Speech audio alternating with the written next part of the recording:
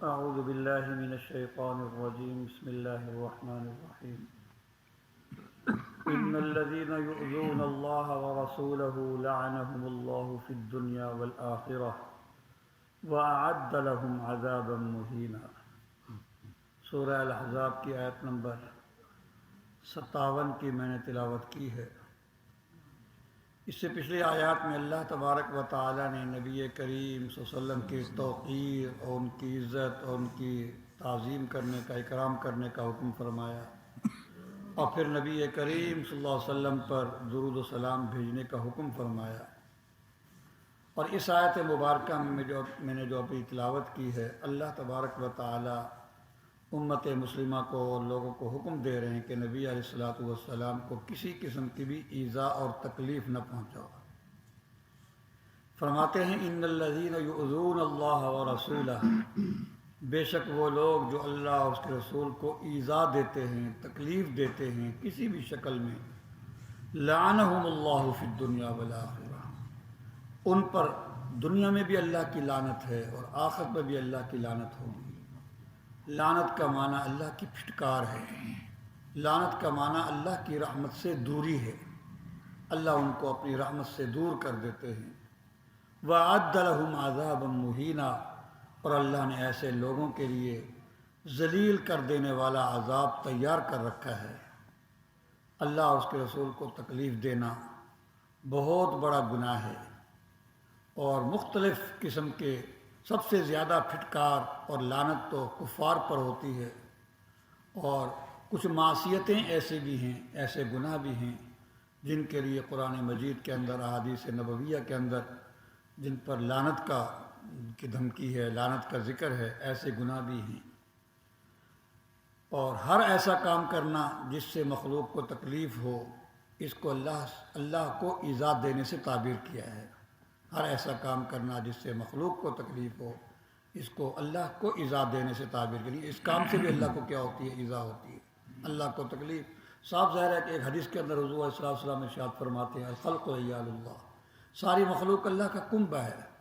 فَأَحَبُّ الْخَلْقِ إِلَى اللَّهِ مَنْ أَحْسَنَ إِلَىٰ عِيَالِهِ، ساری کائنات میں سب سے زیادہ محبوب اللہ کو وہ ہستی، وہ شخص ہے جو اللہ کی مخلوق کے ساتھ اچھا سلوک کرے۔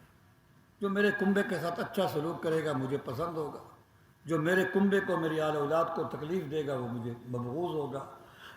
تو اللہ کی مخلوق کے ساتھ محبت کرنا، اچھا سلوک کرنا، یہ اللہ کا وہ محبوب ہو جاتا ہے، اور اللہ کی مخلوق کو تکلیف دینا، اس سے اللہ کو تکلیف ہوتی ہے۔ تکلیف ہونے کا مطلب یہ نہیں ہے کہ جس طرح ہمیں تکلیف ہوتی ہے، اس کو ہم کہتے ہیں ہماری اصطلاح میں تأثر اور انفعال، کسی سے اثر لینا۔ اللہ کسی سے متاثر نہیں ہوتے، ٹھیک ہے نا؟ جس طرح ہمیں کوئی اچانک پریشانی ہو، ہمارا رنگ بدل جاتا ہے، ہمارے دکھ ہوتا ہے، ہمیں تکلیف ہوتی ہے، اس طرح کا نہیں۔ اللہ ناراض ہوتے ہیں۔ تکلیف ہونے کا مطلب یہ ہے کہ اللہ ناراض ہوتے ہیں، اس کام کو اللہ پسند نہیں کرتے، اللہ اس پر لعنت کرتے ہیں۔ مختلف معصیتیں قرآن و حدیث کے اندر آتی ہیں جس پر جس کو اللہ کو اور رسول صلی اللہ علیہ وسلم کو ایذا دینے سے تعبیر کیا گیا ہے۔ ایک حدیث میں آتا ہے، حضرت ابو ہریرہ رضی اللہ تعالیٰ عنہ راوی ہیں، بخاری شریف کی حدیث ہے، حضور علیہ الصلوۃ والسلام نے ارشاد فرمایا کہ ابن آدم نے، اللہ فرماتے ہیں بلکہ حدیث قدسی ہے، کہ ابن آدم نے مجھے تکلیف دی اس طور پر کہ اس نے زمانے کو برا بھلا کہا۔ جس ہم کہتے ہیں نا آج کل زمانہ برا ہے، زمانے کو گالی دیتے ہیں، زمانے کو برا، حالانکہ انا الدہر، حدیث میں آتا ہے، وہ ابو داؤد شریف کی حدیث ہے، لا تسبوا الدہر فإن الدہر هو اللہ، زمانے کو گالی نہ دو، زمانہ تو اللہ ہے۔ مطلب یہ کہ زمانے کو بھی تو اللہ نے پیدا کیا ہے، زمانے کو بھی تو اللہ نے پیدا کیا ہے۔ تو بہر ابن آدم نے مجھے تکلیف دی اس طرح پر کہ اس نے زمانے کو برا بھلا کہا، حالانکہ میں ہی زمانہ ہوں، یعنی زمانے کو بھی میں نے پیدا کیا ہے، یہ سارے میرے قبضے قدرت کے اندر ہے، جتنے بھی تصرفات اس کائنات کے اندر ہو رہے ہیں، میں ہی رات اور دن کو پلٹتا ہوں، یعنی سب کچھ میرے قبضے قدرت، جو کچھ ہو رہا ہے میں ہی کر رہا ہوں۔ تو زمانے کو برا بھلا کہنا یہ اللہ کو تکلیف دینا ہے۔ اور ایک حدیث کے اندر حضرت ابو موسیٰ اشعری رضی اللہ تعالیٰ عنہ روایت فرماتے ہیں، حضور علیہ الصلوۃ والسلام نے ارشاد فرمایا، بلکہ اللہ کے کسی تکلیف دینے والی چیز پر سب سے زیادہ صبر کرنے والی ہستی اللہ ہے۔ سب سے زیادہ صبر، کوئی بھی ایسا نہیں ہے جو اللہ سے زیادہ صبر کرنے والا ہو کسی تکلیف دینے والی بات پر۔ سب سے زیادہ صبر کرنے والے اللہ ہیں۔ اس طرح کے اللہ کی مخلوق کو اللہ کی اولاد بنا دیا، اللہ کی مخلوق کو اللہ کی اولاد بنا دیا، اولاد تجویز کر دی کہ اللہ کی اولاد ہوتی ہے۔ اولاد ہونا یاد رکھیں بہت بڑا عیب ہے، بہت بڑا عیب ہے۔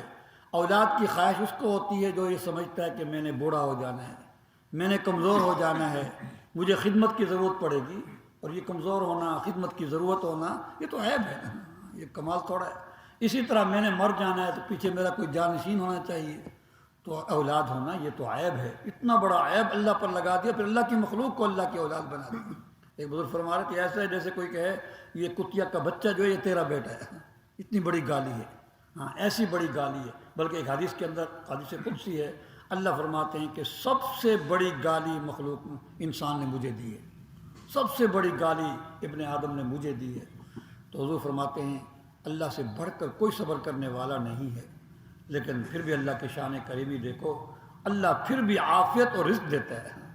اللہ پھر بھی، اللہ کی نافرمانی بھی ہو رہی ہے، اللہ پھر بھی، کیونکہ رحمتی وسعت کل شیء، قرآن پاک میں ہے میری رحمت نے ہر چیز کو گھیرا ہوا ہے۔ رحمتی سبقت غضبی، حدیث قدسی ہے کہ میری رحمت میرے غصے پر غالب ہے، آگے بڑھی ہوئی ہے۔ غصہ پہلے رحمت آ جاتی ہے، غصہ پیچھے رہ جاتا ہے۔ تو اس لیے رحمت کے تقاضے پورے ہونے شروع ہوتے ہیں اور غصے کے تقاضے پیچھے رہ جاتے ہیں۔ اگر اللہ پکڑ کرنے پر آ جائیں تو یہ کائنات ایک لمحے کے لیے باقی رکھے جانے کے قابل نہیں۔ ایک حدیث کے اندر آتا ہے، حضرت صائب بن خلاد رضی اللہ تعالیٰ عنہ، ابو داؤد شریف کی حدیث ہے، وہ فرماتے ہیں کہ ایک مرتبہ ایک آدمی نے چند آدمیوں کی امامت کرائی مسجد نبوی میں، اور اس نے پھر قبلے کی جانب میں تھوک دیا، قبلے کی جانب میں۔ ابھی چونکہ نئی وہ تعلیم آ رہی تھی، نئی ہدایات آ رہی تھی، تو ابھی کوئی ایسی حدیثوں کو لے کر صحابہ پر بھونکنا شروع کر دے، اس کو پتہ نہیں، ابھی تو نئے احکام آ رہے تھے، نئی تعلیم آ رہی تھی، تو احکام کا پتہ نہیں تھا۔ حضور علیہ السلام نے ارشاد فرمایا ان ساتھیوں کو نماز سے فارغ ہونے کے بعد، آئندہ اس کو امام نہ بنانا۔ جب دوبارہ کوئی موقع آیا اس کے امام بننے کا تو لوگوں نے روک دیا کہ حضور صلی اللہ علیہ وسلم نے ہمیں منع کیا تھا۔ تو وہ آدمی حضور صلی اللہ علیہ وسلم کی خدمت میں حاضر ہوا اور پوچھا کہ واقعی آپ نے روکا ہے کہ اس کو امام نہ بنانا؟ حضور علیہ السلام نے کہا ہاں، اس لیے کہ تو نے تھوک کر جو ہے اللہ اس کے رسول کو تکلیف پہنچائی ہے، اللہ اس کے رسول کو تکلیف پہنچائی ہے مسجد میں قبلے کی جانب تھوک کر۔ تو اس طرح کے بعض اعمال جس سے اللہ اس کے رسول کو تکلیف ہوتی ہے۔ اور ایک مطلب یہ بھی لکھا ہے کہ اللہ کو تکلیف دینا، اس سے مراد یہ ہے کہ رسول صلی اللہ علیہ وسلم کو تکلیف دی ہے۔ تو یہ بھی حضور صلی اللہ علیہ وسلم کی بڑی عزت اور توقیر اور اکرام ہے کہ حضور علیہ السلام کو تکلیف دینے کو اللہ کو تکلیف دینے سے تعبیر کر دیا کہ حضور کو تکلیف دینا ایسے ہی جیسے اللہ کو تکلیف، ہم کہتے ہیں نا تو نے میرے اس ملازم کو ستایا ہے، ایسے ہے جیسے تو نے مجھے ستایا ہے، جیسے تو نے مجھ پر حملہ کیا، تو نے میرے ملازم پر حملہ نہیں کیا، تو نے مجھ پر حملہ کیا۔ اس طرح ہم یہ کہتے ہیں کہ اس کی ملازم کی توقیر اور اکرام اور عزت مقصود ہوتی ہے کہ میرا ملازم ہے، تو نے اس کو تکلیف دے کر گویا کہ تو نے مجھ پر حملہ کیا ہے، مجھے تکلیف دی ہے۔ تو رسول اللہ صلی اللہ علیہ وسلم کو تکلیف دینا یہ ایسے ہی جیسے اللہ کو تکلیف دینا، اور اس کی بھی تائید ہوتی ہے۔ ایک حدیث میں آتا ہے، حضرت عبداللہ بن مغفل رضی اللہ تعالیٰ عنہ ارشاد فرماتے ہیں، حضور علیہ السلام نے ارشاد فرمایا، آپ یہ حدیث خطبے کے اندر سنتے بھی رہتے ہیں، اللہ اللہ فی اصحابی لا تتخذوہم من بعدی غرضا، اللہ سے ڈرو، میرے صحابہ کو تنقید کا نشانہ نہ بناؤ۔ آج کل تو لوگ بہت بول دیتے ہیں، اہل سنی لوگ بھی بول دیتے ہیں کہ مسئلہ آ جائے درمیان میں تو وہ کون ہوتا ہے، صحابی کون ہوتا ہے، ٹھیک ہے نا۔ میں کہ میرے صحابہ کو تنقید کا نشانہ نہ بنانا، کیونکہ صحابی کا عمل، حضور اسماعیل کے خلیفہ راشد کا عمل خود میری سنت ہے، علیکم بسنتی و سنت الخلفاء الراشدین، میری سنت کو اور خلفاء راشدین کی سنت کو لازم پکڑو۔ فرمایا کہ میری امت کے بھی 73 فرقے ہوں گے، ان میں سے ایک ناجی ہوگا اور 72 گمراہ فرقے ہوں گے۔ صحابہ رضی اللہ، وہ ایک ناجی فرقہ کون سا ہوگا، نجات پانے والا؟ فرمایا ما انا علیہ و اصحابی، صرف یہ نہیں فرمایا کہ ما انا علیہ جس طریقے پر میں ہوں، فرمایا جو میرے اور میرے صحابہ کے طریقے پر چل رہا ہوگا، جو میرے اور میرے صحابہ کے طریقے پر۔ صحابہ کا طریقہ بعینی سنت ہوتا ہے، کیونکہ ہمیں اگر 14ویں 15ویں صدی میں کسی مسئلے پر اختلاف ہوتا ہے کہ یہ سنت ہے یا نہیں ہے، ہم تو کچھ بھی نہیں، ہم کس بات کی مولی ہیں؟ صحابہ کرام جن کے تقدس کا اور جن کی نیکی اور تقوی کا قرآن مجید کے اندر جا بجا اللہ پاک نے ان کا تقدس بیان کیا، حدیث کے اندر ان کا تقدس بیان کیا گیا ہے، وہ کیسے ایک سنت کو چھوڑ سکتے ہیں؟ وہ کیسے ایک خلاف سنت پر اجماع کر سکتے ہیں؟ سارے اکٹھے ہو کر خلاف سنت پر اجماع کر سکیں؟ یہ تو ایسے ہی جیسے دین کو ڈھا دینے والی بات ہے۔ اس لیے تو فرمایا کہ میرے صحابہ کے بارے کو تنقید کا نشانہ نہ بنو۔ فمن احبہم فبحبی احبہم، جو صحابہ سے محبت کرتا ہے در حقیقت اس کے دل میں میری محبت ہے۔ ومن ابغضہم فببغضی ابغضہم، جو کسی صحابی سے بغض رکھتا ہے، بھونکتا ہے، وہ در حقیقت اس کے دل میں میرا بغض ہے۔ اگر میری محبت ہوتی تو میرے ان خادموں پر کبھی وہ بکواس نہ کرتا، در حقیقت اس کے دل میں میرا بغض ہے۔ آگے فرمایا کہ جو میرے صحابہ کو تکلیف دیتا ہے وہ ایسے ہی ہے جیسے وہ مجھے تکلیف دے رہے ہیں۔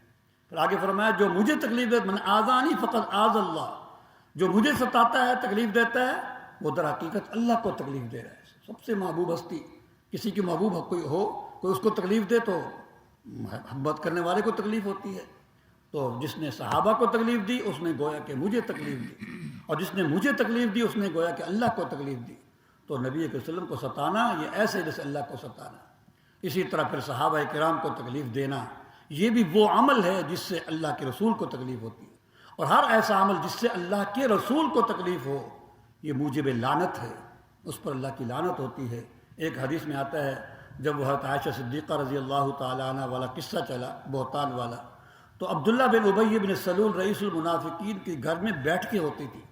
ان کا مقصد یہ ہوتا تھا، جس طرح آج کا سوشل میڈیا ہے نا، اس پر بھی ایک میڈیا ہوتا تھا، مقصد یہ ہوتا ہے کہ انتشار پیدا کر، بس باتیں ایسی پھیلاؤ، جھوٹی باتیں پھیلاؤ، یہ ہر زمانے میں رہے تاکہ لوگ پریشان رہیں اور ہر چیز میں عدم استحکام رہے۔ یہ مستقل ایک سازش، مستقل ایک جنگ ہوتی ہے، یہ ہر زمانے کے اعتبار سے اپنا اپنا آج کل سوشل میڈیا ہے۔